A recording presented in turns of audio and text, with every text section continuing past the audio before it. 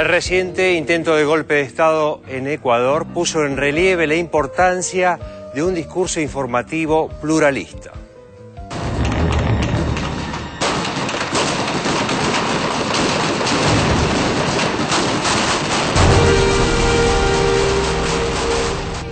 El desquiciamiento y la irracionalidad llegaron a su clímax en la irrupción al edificio de los medios públicos.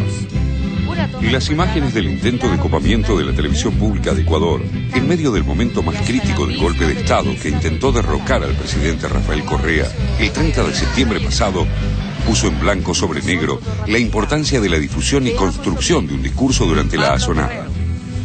Los golpistas, incluso colaboradores directos del expresidente Lucio Gutiérrez, se habían impuesto la necesidad de controlar la transmisión.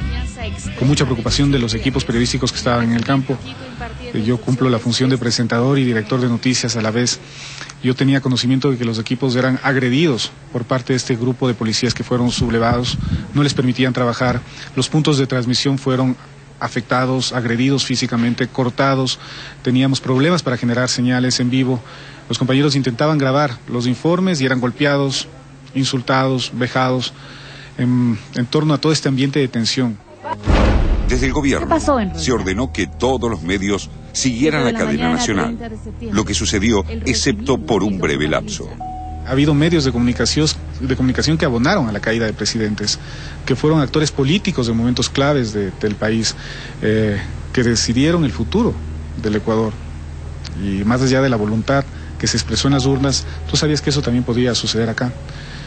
Y nosotros no defendíamos a un hombre, a la persona de Rafael Correa. Nosotros lo que defendíamos es el orden democrático, la democracia en el país, y sin defenderla haciendo actividad política, sino simplemente informando los hechos.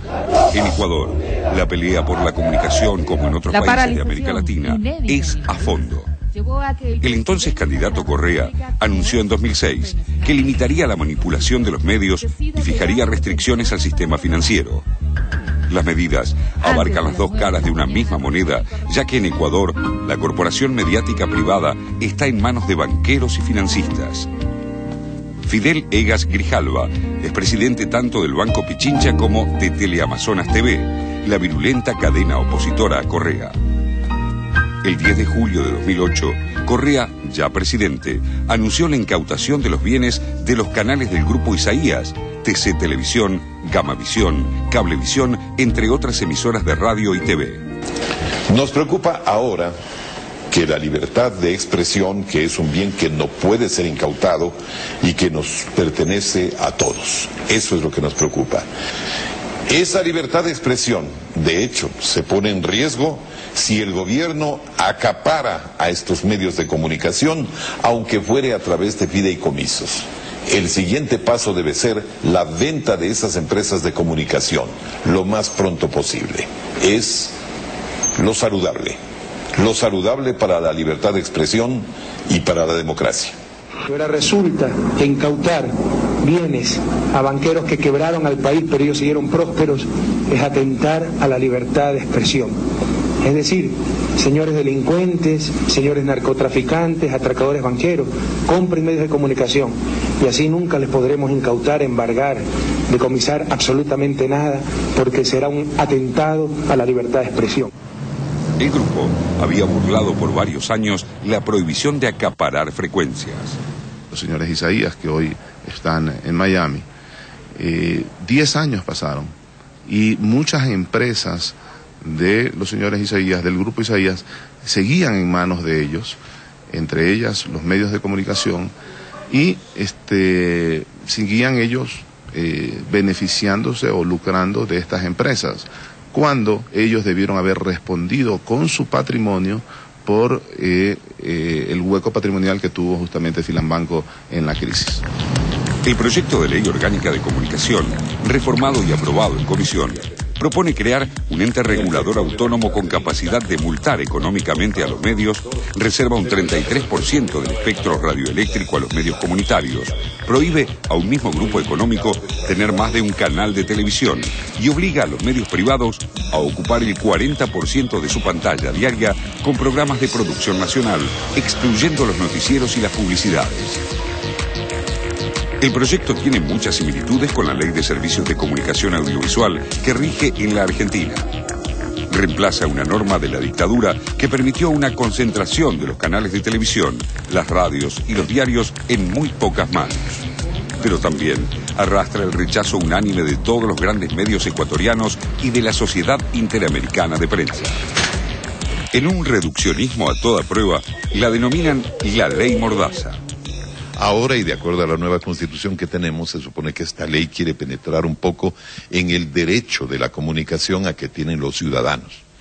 Y eso es positivo, eso es muy bueno. Yo defiendo eso porque creo que no puede existir comunicación si es que nos escuchan. La comunicación no es un privilegio ni de los medios ni de los periodistas, es primero de la gente.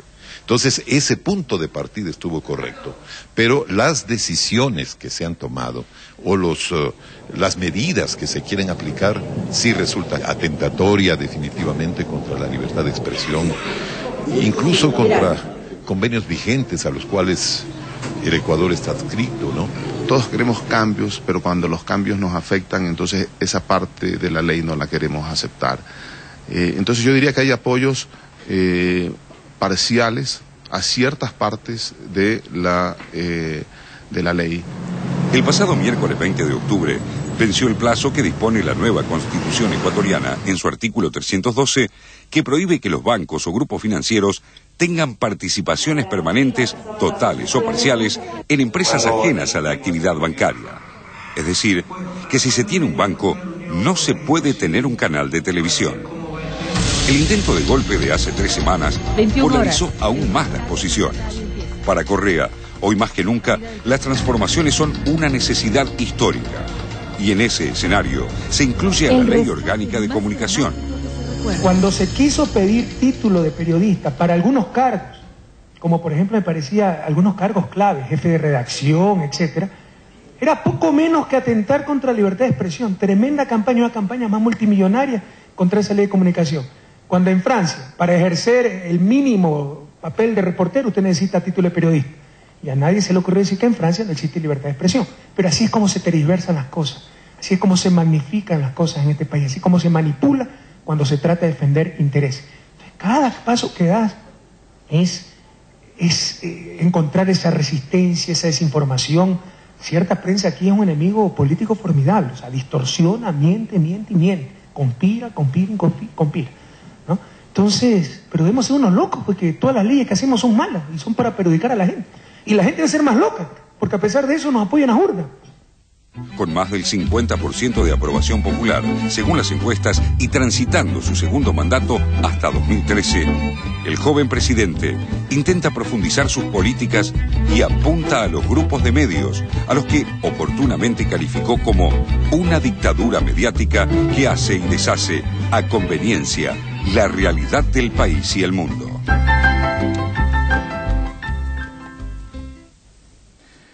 ¿Cómo se ha manejado alguno de estos grupos, ¿no? Escuchábamos en el informe el caso de Fidel Egas Grijalva, del Banco Pichincha, que además tiene la licencia de la tarjeta Diners en Ecuador. Él es dueño de la cadena televisiva Teleamazonas. Cumplió supuestamente con el mandato y esta semana, antes de que venciera el plazo el miércoles 20, cedió sus participaciones en la cadena, esta cadena televisiva. Pero lo hizo a favor de un fideicomiso donde están vinculados directamente sus familiares, que además ya figuran en otras empresas del grupo, como por ejemplo Lucía Calero Fiallo, que es su esposa, Juan Pablo y Fidel Esteban Egas Sosa, que son sus hijos. Es decir, le han hecho un poquito de trampa a la ley, así como es el caso de otro empresario de medios, Mario Canessa Oneto, que es de la cadena Caravana. Este es un caso distinto. Lo que hizo Mario Canessa Oneto fue renunciar a sus participaciones en el Banco de Machala, sea la presidencia y como representante legal de la entidad. Pero cuidado con este hombre. Mario Canessa es un hombre que tiene antecedente político, porque fue ministro de gobierno del coronel Lucio Gutiérrez. Vamos viendo cómo se van entrelazando las cosas, ¿no? Es que hay un discurso muy hipócrita, Raúl, planteando que acá se defiende la libertad de expresión, cuando sabemos que hoy gran parte de los dueños de los medios de comunicación son dueños de múltiples empresas, por lo tanto defienden sus intereses económicos y políticos. Y además cada vez lo van diciendo más abiertamente. Creo que todo este debate que hay sobre los medios de comunicación en América Latina está como mostrando más abiertamente la cara de muchos medios privados. Por ejemplo, el ABC de Paraguay insiste todos los días en su campaña en contra del presidente Fernando Lugo de que Lugo está violando la Constitución. Claramente una postura golpista. La semana pasada, el intendente de Canelones en el Uruguay, Carámbula, denunciaba al diario El País de conspiración. El diario El País, el año pasado, abiertamente en una carta a Pepe Mujica, dijo: sí, estamos en campaña para que usted no acceda a la presidencia. Abiertamente lo dice. Estaban en campaña para que no accediera a la presidencia. Fue un editorial del diario El País. La neutralidad o la libertad de expresión es muy linda plantearla, pero es falsa. Me gustaría mostrar dos libros que tienen que ver con esto sobre América Latina. Uno, Medios y Poder en Venezuela, nuestro colega Modesto Emilio Guerrero. Excelente libro, se encuentra en las librerías en Buenos Aires, sobre la conformación de los medios de comunicación en Venezuela.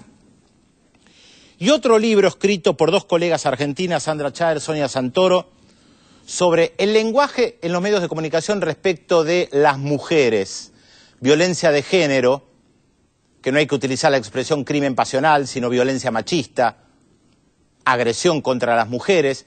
Este libro es muy interesante porque dice claramente, es un lenguaje y es una educación para la formación de los periodistas. No hay neutralidad en el lenguaje de los medios de comunicación. Y en este libro, Violencia de Género, se lo plantea claramente. No hay neutralidad. Entonces, cuando se plantea el hecho de que hay violencia machista, hay que decir, hay violencia contra mujeres. Y esto no implica tener una neutralidad entre la víctima y el victimario. Y creo que esto hace parte de todos los debates respecto de a qué defienden los medios de comunicación, como se ve en Ecuador. Cuando hablamos de estos temas siempre me acuerdo de una frase de nuestro colega y amigo Fernando Buenabad, cuando dice: el tema de los medios de comunicación y la relación con el poder debería ser un tema de tratamiento global dentro de la región y no individualmente de cada país, que parece que fuera una disputa de los grandes medios contra el gobierno, contra el presidente que tienen en ese país, ¿no? Parece ser que las visitas y el discurso de la SIP, de la Sociedad Interamericana de Prensa, no alcanza como para demostrar que esto es una lucha global y no de país por país.